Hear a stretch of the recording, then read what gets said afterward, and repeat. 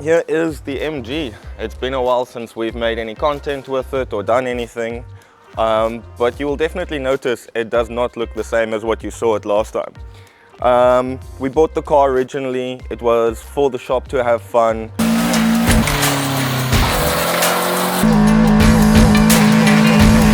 And we've been just calling it for science because it is completely experimentation. So after us having too much fun, the car got wrecked. It had a bit of a front smash. And after that, we decided to pull the whole body off. The goal for this is to make an exo car, so exoskeleton, roll cage outside of the car. So we're going to probably end up with our roll cage frame coming over here with a nice roll bar, and then doing a big cross over the roof with crossbars in the door for safety purposes, some bucket seats, some belts and all that.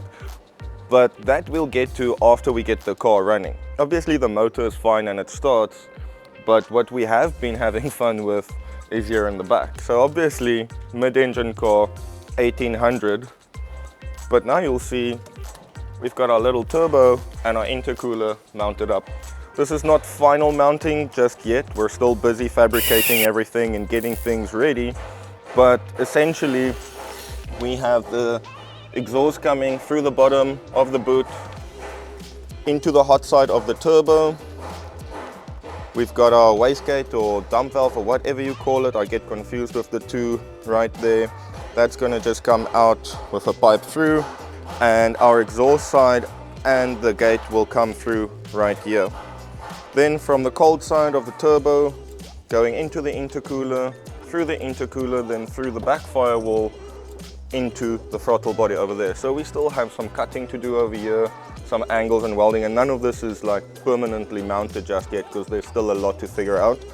And then the biggest challenge is going to be our oil lines. So we need an oil feed and a drain, and that's just to make sure the turbo is lubricated so that it doesn't seize up. And that's pretty much it. So I did spray the car black. It was originally like a silver color. I just didn't like it, where the black does hide a lot of the imperfections and things in the car.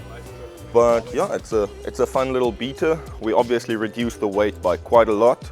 And once the turbo and everything is back on, we'll put the lights on and start building the cage. This is where we're at now. And I think in about a week's time or so, we should have boost. It's only 5 miles to the county line. Let's hit the turbo. Very good thinking, Mike.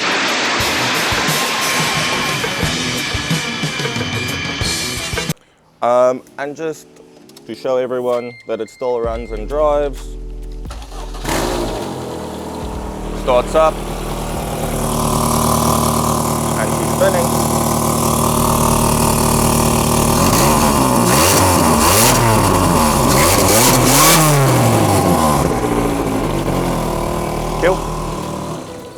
So yeah, it is running.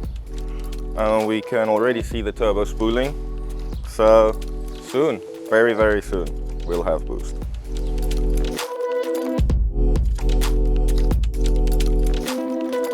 Then if you come to the inside of the car, you'll notice a massive rear view mirror, and this is because we don't have side mirrors anymore, but this thing's angle is insane. Like I can see all the way down there and I can see all the way down there. So I don't need side mirrors, and it's easier just to look up and keep your eye on the road. Then on the inside, you'll notice we installed a boost controller. Previously, this was just a clock, like a simple watch. This is just to cover up all the wiring and stuff at the back here. Will be a smooth one, or we might end up adding some kill switches and additional gauges into that, still to be seen. So yeah, that's the general update on the MG. Hopefully we're gonna make some boost soon, and fingers crossed that that motor doesn't blow.